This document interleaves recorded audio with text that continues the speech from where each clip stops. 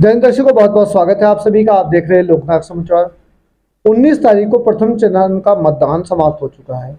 27 तारीख को दूसरे चरण का मतदान होना है। प्रथम चरण के मतदान में अगर पश्चिम उत्तर प्रदेश की बात करें तो सहारनपुर और कैराना सीट हॉट सीट बनी हुई थी, मुजफ्फरनगर सीट थी और मेरठ में ज़बरदस्त चुनाव हो रहा था। लेकिन सबसे पहले हम अगर बात करेंगे आज हमारे साथ मौजूद हैं राजनीतिक विश्लेषक श्री लोकेश सलार। गुरु जी बहुत बहुत स्वागत है आपका। गुरु जी धन्यवाद बहुत बहुत वासिल भाई। सबसे पहले तो आपको गुरु जी बहुत बहुत शुभकामनाएं। शांतिपूर्ण चुनाव निमट गया। आप की इच्छाएं थी और आप चाहते भी थे कि ध्रुवीकरण का चुनाव ना हो, कोई इस तरह की बात ना हो, और आप अनुमान भी लगा रहे थे कि इस तरह की कोई इस बार घटना नहीं होगी। इस चीज़ के लिए आप बधाई के पात्र हैं। धन्यवाद भाई साहब बहुत बहुत। तो कैराना सीट की अगर हम बात करें, कैराना सीट पर चुनाव कैसा रहा? क्या यहाँ पर पोलराइजेशन हुआ कि किसका जोर है? कुछ थोड़ा सा इस बारे में अपना विश्लेषण आप। देखो, कैराना चुनाव सीट पर चुनाव हुआ, इसमें कोई भी ध्रुवीकरण हिंदू मुस्लिम का बिल्कुल नहीं हुआ, एक बात। दूसरी बात ये कि जो आपके गठबंधन की जो प्रत्याशी थी इकरासन, वो लगभग हर कम्युनिटी, हर जाति, हर मेल फीमेल, हर जगह से वो वोट लेके गई है। बल्कि मैं तो ये कहता हूँ कि लगभग 50,000 वोट तो अपनी पर्सनैलिटी, अपनी मासूमियत, अपने व्यवहार की वजह से उसको अलग से मिला है। अच्छा, एक बात बताएं, जिस तरह से अनुमान लग रहा है और लोगों के बीच हम गए, हमने वहाँ पर सर्वे करने की कोशिश की, जानने की कोशिश की, एक तरफा लगभग 90% से ज़्यादा 95%, 90-95% वोट जो है वो इकरासन के पक्ष में गया है। तो क्या हम इसे ध्रुवीकरण मानेंगे? क्या कहेंगे? किसका 90% गया है? मुस्लिम समाज का। ध्रुवीकरण कैसे हुआ?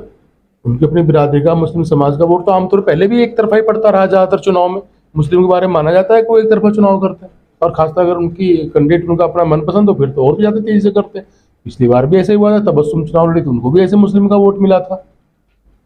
तो इस चुनाव में अगर हम मुस्लिम्स की बात ना करें, कि मुस्लिम्स के बारे में तो हमेशा ये रहा है, अभी आपने भी बताया, और ये हमेशा से रहा है कि मुस्लिम लगभग एक तरफा होकर के जाता है। चाहे विधानसभा 2017 की बात हो, 19 की बात हो, 22 की बात हो, या फिर लोकसभा चुनाव की बात हो, तो इस तरह से होता रहा है। अगर हम हिंदू कम्युनिटी की बात करें तो उसमें कौन कौन सी जातियाँ प्रभावी रही हैं जो गठबंधन की तरफ जिनका रुख रहा है?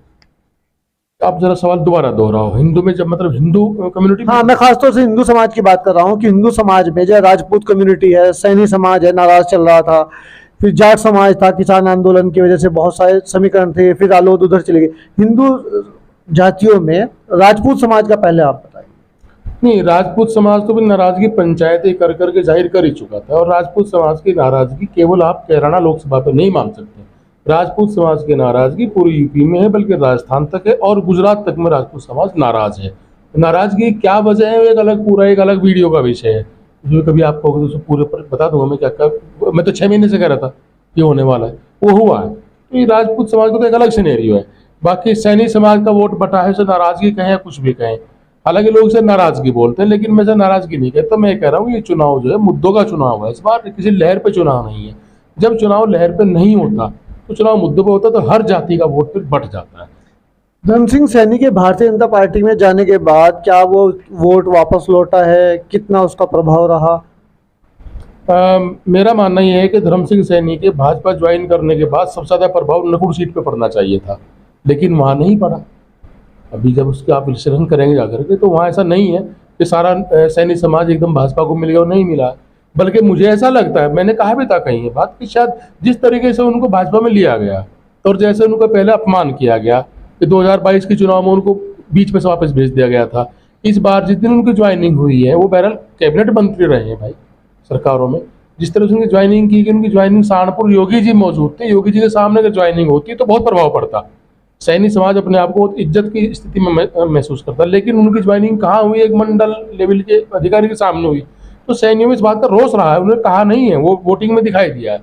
सैनियों में इस बात का रोष रहा है, क्या हमारा लीडर इतना दया गुजरा है कि उसकी ज्वाइनिंग भी, आप जबकि सहारनपुर के अंदर मुख्यमंत्री मौजूद है, उनकी ज्वाइनिंग सामने नहीं हो पा रही। नायब सिंह सैनी भी आए थे एक दिन पहले। जी, नायब सिंह सैनी भी आए थे। अगर यहाँ ज्वाइनिंग हो जाती तब वो बेहतर रहता, वो भी बेहतर था। अगर नायब सिंह सैनी के सामने होता, योगी जी के सामने होता, या दिल्ली में मोदी जी के सामने होती, तो एक सम्मानजनक स्थिति। वो हुआ नहीं है। एक तरीके से ये लगा सैनी समाज को, मेरी बहुत लोगों से बात हुई, उन्होंने कहा यार तो बेइज्जती सी कर दी धर्म सिंह की। बेइज्जती का बदला ले लिया उन्होंने, संभवत है। चलो उन्होंने तो बेइज्जती का बदला ले लिया, लेकिन बाकी जातियों ने तो वोट कई बार इधर उधर दिया, उनको उन्होंने क्या काय का बदला लिया? एक नाराजगी थी यार सरकार के खिलाफ, मैं ये मान के चलता हूँ। अच्छा, छोटी छोटी बातों ने बड़ा रूप ले लिया था। चौधरी यशपाल परिवार यानी कि चौधरी परिवार नाराज था, फिर वापस उनको अखिलेश यादव ने बुलाया, समझाया और उनको हौसला देने का काम किया। इस चुनाव में उनका क्या रोल रहा?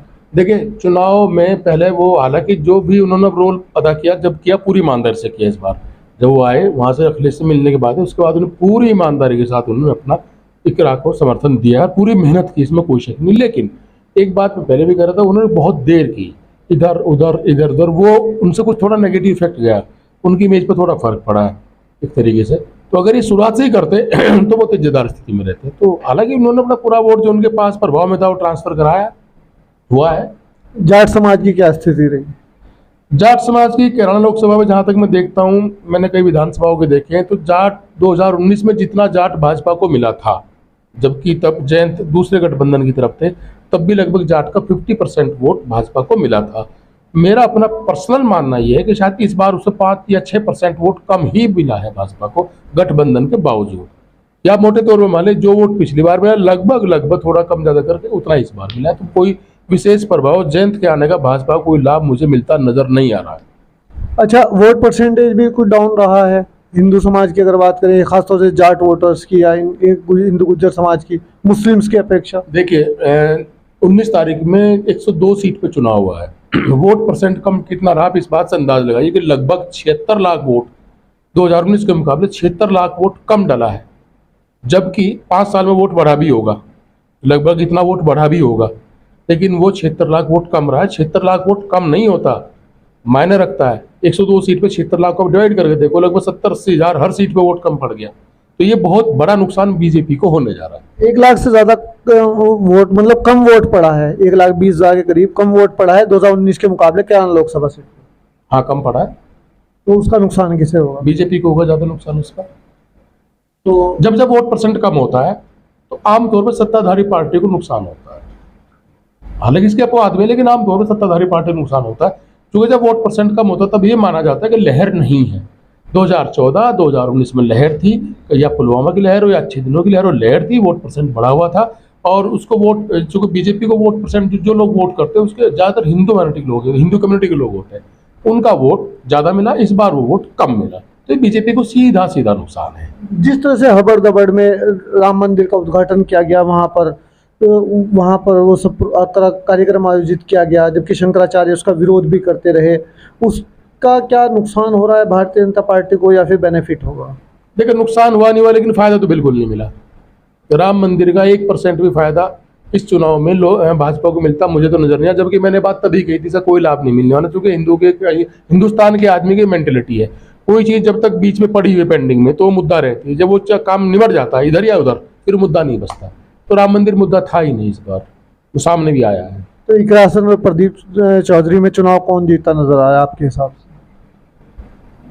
अगर चुनाव फेयर हुआ, कोई घोटाला नहीं हुआ, ऐसी कोई गड़बड़ नहीं हुई, जैसे कि लोग मानते हैं, लोग कहते हैं, लोगों को शंकाएं हैं, जैसे सुप्रीम कोर्ट के वकील तक मानते हैं हाँ घोटाले, इसलिए सुप्रीम कोर्ट 50 याचिकाएं गई हैं। अगर कोई हेरफेर नहीं हुआ, चुनाव फेयर रहा, साफ सुथरा रहा, क्लीन रहा, तो मेरा मानना है कि इकरासन चुनाव जीत रही है। आप बहुत बड़े मार्जिन से बता रहे थे, मैंने देखा आपके बारे में एक जगह पर कि आप कह रहे बहुत बड़ा दावा कर रहे थे, इतने ज़्यादा वोटों से चुनाव जीत रही, क्या वाकई में कितना मार्जिन है? वोट परसेंटेज और नाराजगी सब चीज़ों को अगर देखें और एक अंडरकरंट जो है आप उसको भी अगर देखें, तो मेरे ख्याल से जितने 1000 वोट से प्रदीप चौधरी 2019 में चुनाव जीते थे, उससे भी ज़्यादा 1000 वोट से प्रदीप चौधरी चुनाव हार सकते हैं। मतलब 92,000 से चुनाव जीते थे और 1,20,000 30,000 से चुनाव हार। हाँ, लगभग 1.25 लाख वोट से चुनाव हार सकते हैं। हालांकि एक अनुमान मात्र है, हो कुछ भी सकता है, चुनाव कुछ पता नहीं लगता। अगर यूं सबको बता दिया करते फिर चुनाव की जरूरत नहीं थी, फिर तो वोट खुले में डलते, हाथ उठा के पूछ लिया करते।